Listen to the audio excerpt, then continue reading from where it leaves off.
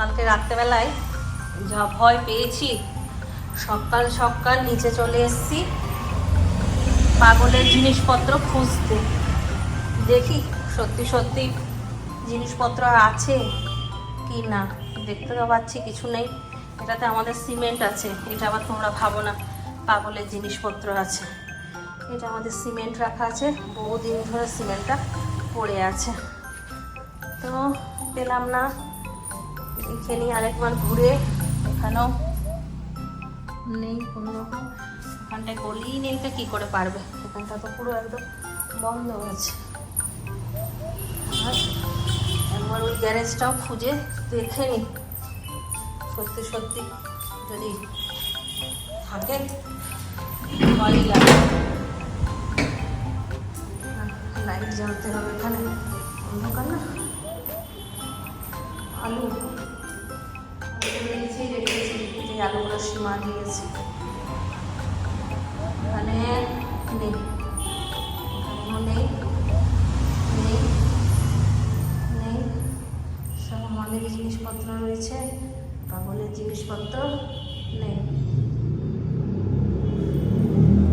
আগে তোমাদেরকে বলি গুড আফটারনুন। আজ হচ্ছে 26 তারিখ মঙ্গলবার। আর কটা বাজছে আমার এখন অত মনে নেই, কারণ আমি একদম তাড়াহুড়ো করে কাজ করেছি, স্নান করেছি, ঠাকুর ঘরে গেছি, পুজো করেছি, শাক কেটেছি, বসিয়েছি, মাটন ম্যারিনেট করেছি আর নিচে ছুটেছি। তোমরা হয়তো ভাবতে তোমার পাগল হয়ে গেল নাকি, লাইটগুলো বন্ধ করি, নেই কিছু জিনিসপত্র। চলো যেতে যেতে বলছি।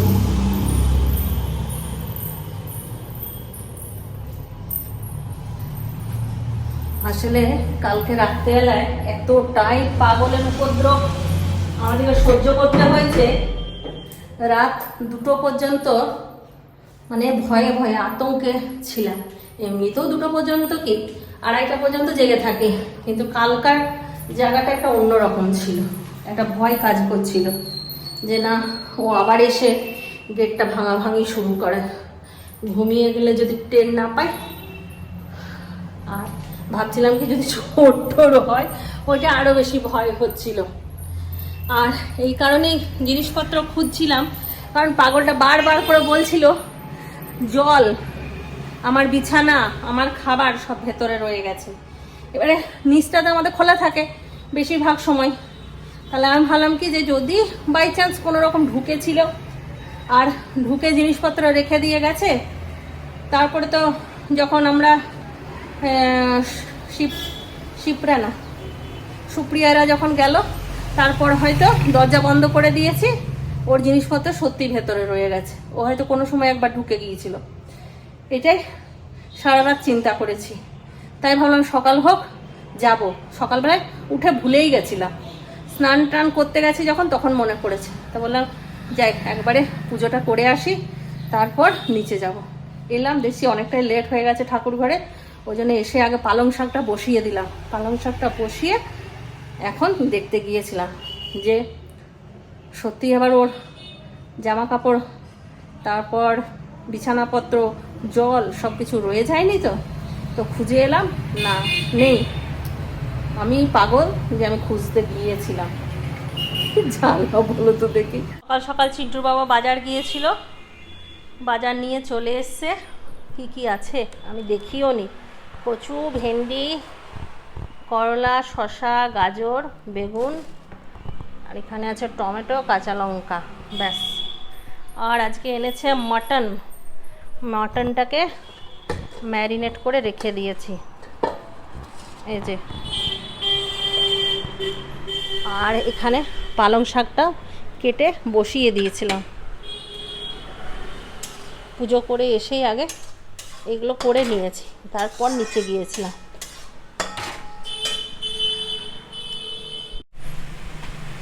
আজকে শাকটাতে একটু বড়ি দিচ্ছি। রাত্রেবেলায় ফোন করেছি দিদিকে, মুনকে, সবাই মিলে রাত্রেবেলায় প্রায় 1টা-1:30টা পর্যন্ত জেগে আছি। ওরাও ওখান থেকে জিজ্ঞাসা করছে কোনো প্রবলেম হলে ফোন করবি, আমরা চলে যাব। আর আমি দেখছি এত রাত্রেবেলায়, আমিও দেখছি, চিন্টুর বাবাও দেখছি এত রাত্রেবেলায় আবার ওরা আসবে অতটা, ওই জন্য যাচ্ছি ব্যালকনিতে। তাড়ানোর চেষ্টা করছি, জল ঢালছি মাঝে মাঝে ওর মাথায়, তখন পালিয়ে যাচ্ছে। আবার কিছুক্ষণ পরে এসে আবার একটা পাথর দিয়ে শাটারটা ঠুকছে। এই সারা রাত করেছি। লাস্টে মুন বলল পুলিশকে ফোন কর। পুলিশকে ফোন করতে যাব, সেই সময় পাহারাদার যাচ্ছিল, নিয়ে মুনের ওখান থেকে পাহারাদারটা যাচ্ছিল, নিয়ে ওই পাহারাদারকে মুন পাঠালো, বললো যে যাও একটু ওইখানে কৃষ্ণা সুইটসের সামনে এরকম একটা পাগলা ঝামেলা করছে। নিয়ে আবার ওই পাহারাদার এলো, এসে ডান্ডা দেখিয়ে ওকে একটুখানি দূরে করে দিয়ে এলো। তাও শেষমেশ পাহারাদারটাকে বললাম যে তুমি যতবার দেখবে আমাদের দরজার কাছে বসে আছে ততবার কিন্তু এসে ওকে তাড়া করে যাবে। তারপরে গিয়ে ঘুমিয়েছি, দেখছি যে না, আসেনি। সকালবেলায় চিন্টুর বাবা যখন রিন্টুকে নিয়ে স্কুলে যাবে, তখন আমাদের এই সামনে মিষ্টির দোকান, ওই দাদা বেরিয়ে নিয়ে বলছে যে জানো তো পাশের বাড়ি, মানে ওই মিষ্টির দোকানের পাশের বাড়ি পাগলটা ঢুকেছে, ঢুকে ওদেরকে পিছন দিক দিয়ে ছিটকিনি মেরে দিয়েছে। নিয়ে ভোর 3টের সময় ফোন করেছে যে আমাদেরকে কে এরকম বন্ধ করে দিয়েছে আর বাইরের থেকে আওয়াজ করছে। নিয়ে তখন আমরাও যখন চিৎকার চেঁচামেচি রাত্রে করেছিলাম না, তখন ওই মিষ্টির দোকানের দাদা বেরিয়েছিল, নিয়ে ব্যাপারটা জানতো। নিয়ে আবার বললো যে এরকম একটা পাগল সারা রাত দৌড়াত্তি করেছে। নিয়ে আবার গিয়ে দরজাটা খুলে দিয়ে এসছে ওই মিষ্টির দোকানের দাদাটাই, জানো। সকালবেলায় এই খবরটা পেলাম। নিয়ে আবার ওরা 2 লাঠি দিয়েছে, তারপর এখান থেকে পালিয়েছে। আর ওই পাগলটাই কালকে ওখানে জামা কাটছিল, তোমাদেরকে বললাম না যে কে একজন এখানে জামা কাটছে, ওই পাগলটা এখানে নতুন এসছে, চুল উঠছে। একটু জিরে তেজপাতা দিয়ে দিলাম।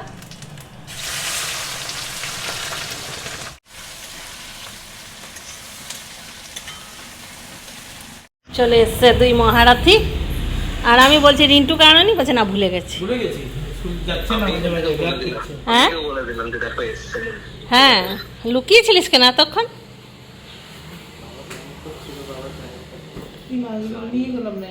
তুমি তো মাথাটা তোমার একদম গেছে।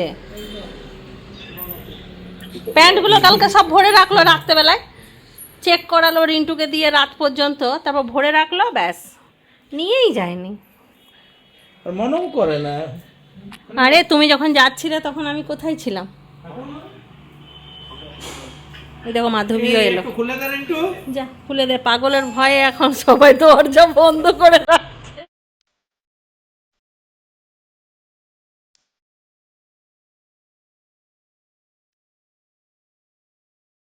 তারপরে ঝাড় দাও, তুমি চেপে চেপে ঝাড় দাও, তুমি আমার চাপো না।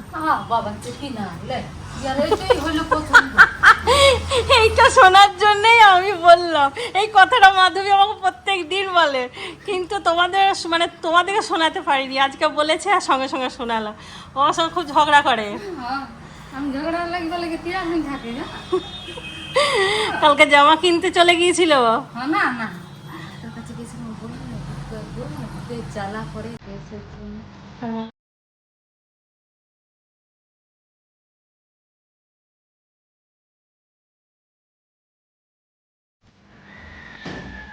রান্নাও কমপ্লিট, মাটন হয়ে গেছে।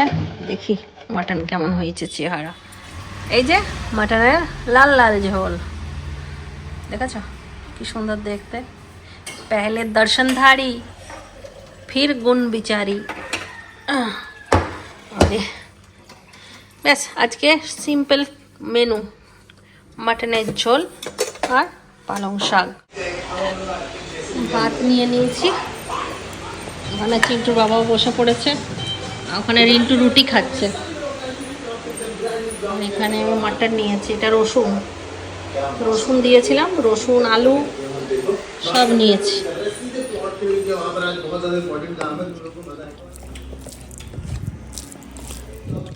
আর এটা সকালবেলায় টিফিন বানিয়েছিলাম রিন্টুর জন্য। আলু মাখাটা একটুখানি রয়ে গেছে, টেস্ট করবে? করে দেখো, ভালো লাগছে খেতে। দারুণ।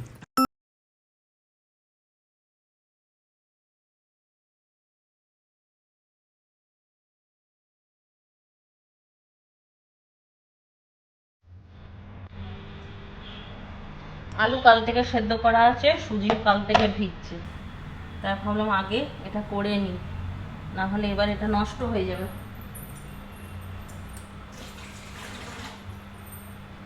হাত ধুতে গিয়েছিলাম।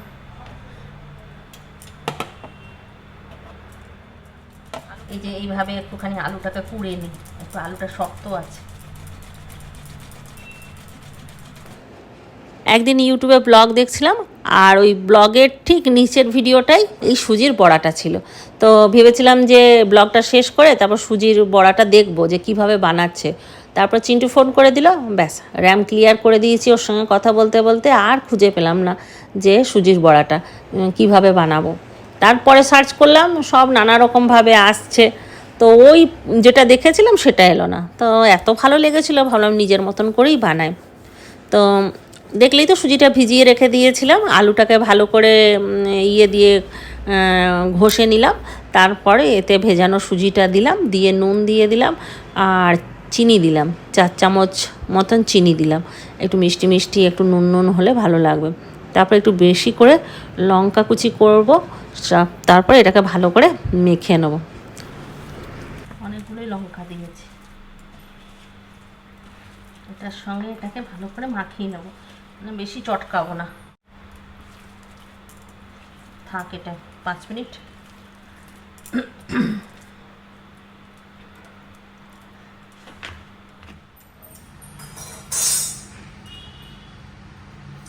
হয়ে গেছে প্রায় 10-15 মিনিট পর এলাম, আর এদিকে তেলও বসিয়ে দিয়েছি, গরম হয়ে গেছে। এবার কি করব চলো ভেজে নেব। একটুখানি ভেতরটা ফাঁকা করার চেষ্টা করছি, জানি না তেলে দিলে আবার জয়েন্ট লেগে যাবে নাকি, সেই মৃদু বড়ার মতো। এই যে এইভাবে নিলাম, তো আর মাঝখানটা একটুখানি ফাঁক করে দিচ্ছি।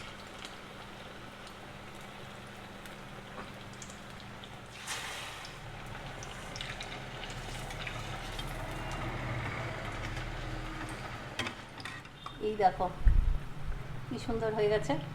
এই ফুটোটাই করতে চাইলাম, কিন্তু একদিকটা হলো ওই ফুটোটা, একদিকটা হলো না।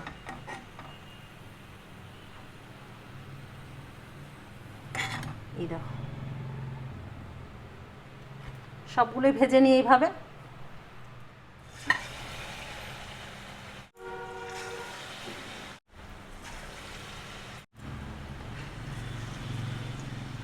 আর কালকে বলেছিলাম যে এটা রিন্টুকে টিফিনে করে দেবো, কিন্তু আর টিফিনে করতে পারিনি। সকালবেলায় উঠে ভাবলাম যে হবে কি না হবে, দেরি হয়ে যাবে, ওই জন্য এটা রেখেই দিয়েছিলাম। আর কালকে যে আলু সেদ্ধ করেছিলাম সেটা একটা পুর বানিয়ে ওকে পাউরুটির মধ্যে দিয়ে একটা স্যান্ডউইচের মতন করে দিয়েছিলাম, সেটাই ও নিয়ে গিয়েছিল।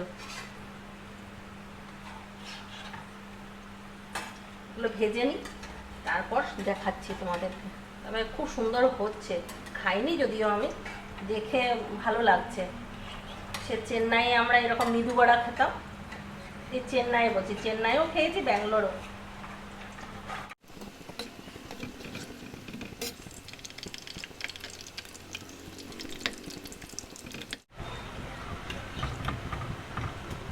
কি সুন্দর কালারটা এসছে, একদম সোনালি।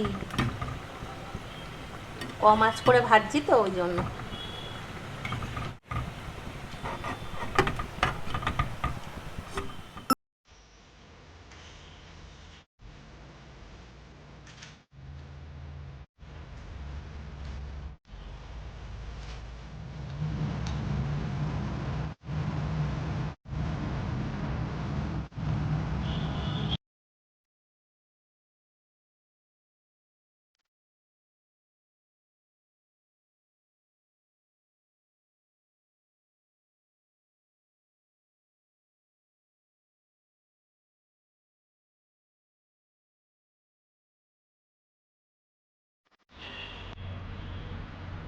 দেখেছো কি সুন্দর হয়েছে এগুলো?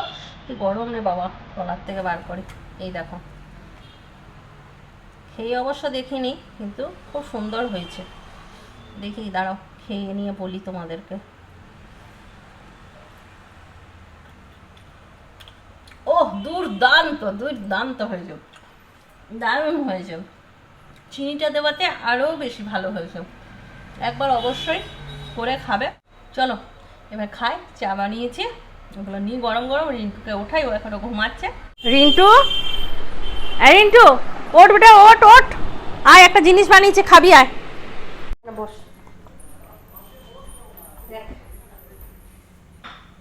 কখন থেকে দাঁড়িয়ে বানাচ্ছিলাম আমি, তোকে 2-3 বার উঠালাম জানিস। রিন্টু টিউশন আছে, টিউশন আছে, তো বলি না টিউশন নেই, আর ওই জন্য আমি আর উঠালাম না। টিউশন নেই, সকালবেলায় ঘুম থেকে উঠেছিস তো ঘুমা। দেখ একটা কি সুন্দর জিনিস বানিয়েছি, সস দেবো, দেবো সস, সাইডে দেবো না গোটাটাই দিয়ে দেবো, সাইডে দিচ্ছি, চা খাবি একটু,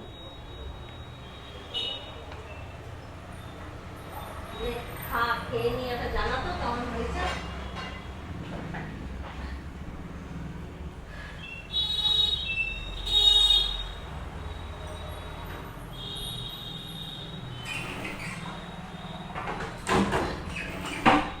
গরম লাগছে, উনুন তলায় থেকে থেকে আরো বেশি গরম লাগছে। কেমন হয়েছে? ভালো হয়েছে না? অসাধারণ হয়েছে, অসাধারণ।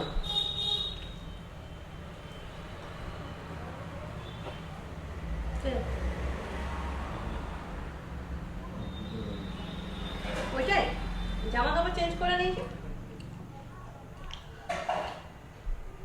ওই পাগলাটা চলে গেছে আজকে অঙ্কুরদের বাড়িতে, কিন্তু জামা কাপড় চেঞ্জ করা আছে, কালকে অন্য জামা ছিল। দিদি এসেছে, আমার দিদি এসেছে,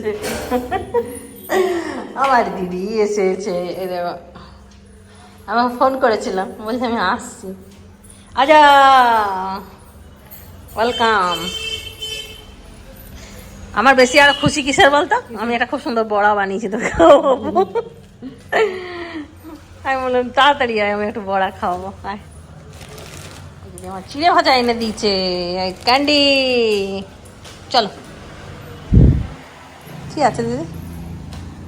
ও মশারি, মশারি খুঁজেছিলাম দিদির কাছে আমি গা রগড়ানোর জন্য। শরীর ঠিক আছে? কালকে কেমন পাগলের দৌড়াতে?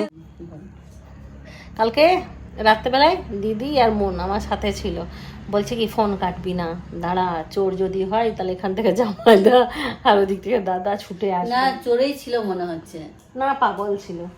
আর সকালবেলা কি করেছে জানিস, 3টার সময় এই যে পাশের ঘরে, মানে এই মিষ্টির দোকানের পাশে যে মুদিখানার দোকান আছে, ওদের ঘরে ঢুকেছে, ঢুকে নিয়ে পিছন দিকে দরজাটাকে বন্ধ করে দিয়েছে, আর করে নিয়ে পুরো ঠুকছে।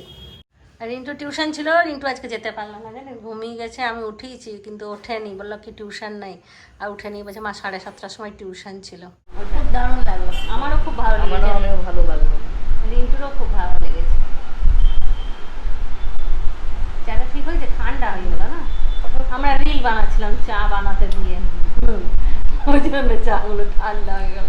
আর আমি এখনই চা খেলাম। তুই বাঁকুড়া থেকে দুটো নাইটি এনেছিস, প্রিন্টগুলো খুব সুন্দর, ভালো না? আমারও ভালো লাগে। এবার গেলে আমার জন্য দুটো নিয়ে আস, আমাদের এইদিকে আমাদের পাওয়া যায় না। কাপড়টাও দেখ একটু অন্যরকম, মুলায়ম কাপড়, না মুলায়ম না, একটু কিরকম অন্য টাইপের। ঘুমিয়ে পড়লো রিন্টু, আর এখন জামাইদা এলো দিদিকে নিতে। এই যে দিদিও দোকানে জিনিসপত্র নিয়ে চলে এলো। ভিড় ছিল খুব দোকানে, দেরি হয়ে গেল। তোমার নতুন রেসিপি বানিয়েছিল বলে চলে গেলাম আমরা। কেমন হয়েছে জামাইদা? দারুণ হয়েছে।